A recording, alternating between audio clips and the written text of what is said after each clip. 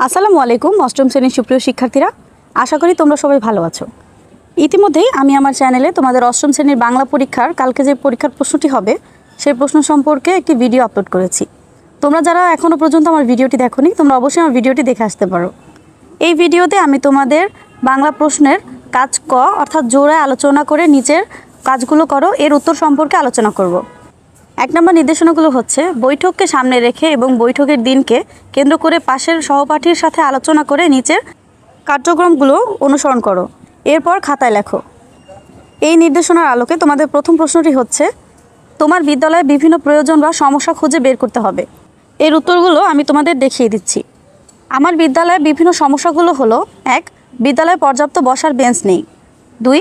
বিদ্যালয়ে পর্যাপ্ত খেলার মাঠ নেই। 3. বিদ্যালয়ের পাঠাগারে পর্যাপ্ত বই নেই। 4. বিদ্যালয়ের ল্যাবে উন্নত মানের সরঞ্জাম বা জিনিসপত্র নেই। 5. বিদ্যালয়ে কোনো খেলার সরঞ্জাম নেই। এরপর 1 নম্বর নির্দেশনার দ্বিতীয় কাজটি হচ্ছে এসব প্রয়োজন বা সমস্যা নিয়ে কার কার সাথে যোগাযোগ করা যায় তার একটি তালিকা তৈরি করতে হবে। এর উত্তরটি হচ্ছে উত্তর: এসব প্রয়োজন বা সমস্যা নিয়ে যার সাথে আলোচনা করব: 1. বিদ্যালয়ের প্রধান শিক্ষক। 2. বিদ্যালয়ের অভিভাবক কমিটির সভাপতি।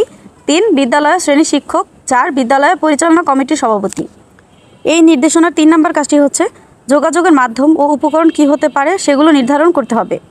এর উত্তরটি হচ্ছে উত্তর: যোগাযোগের মাধ্যম ও উপকরণে যা হতে পারে: 1. মাধ্যম হচ্ছে লিখিত যোগাযোগ, উপকরণ হচ্ছে চিঠি, আবেদনপত্র ইত্যাদি। 2 নম্বর মাধ্যম হচ্ছে মৌখিক যোগাযোগ, এর উপকরণগুলো হচ্ছে মোবাইলে কথা বলা, সরাসরি কথা বলা ইত্যাদি। 3 নম্বর মাধ্যমটি হচ্ছে যান্ত্রিক যোগাযোগ, এর উপকরণ হচ্ছে মোবাইল, কম্পিউটার ইত্যাদি। তো শিক্ষার্থীরা, এই হচ্ছে তোমাদের কাজ ক এর 1 নম্বর নির্দেশনার উত্তরগুলো। কিছুক্ষণের মধ্যে আমি তোমাদের কাজ ক এর 2 নম্বর নির্দেশনা সম্পর্কিত উত্তরগুলো সম্পর্কে আলোচনা করব। ধন্যবাদ সবাইকে।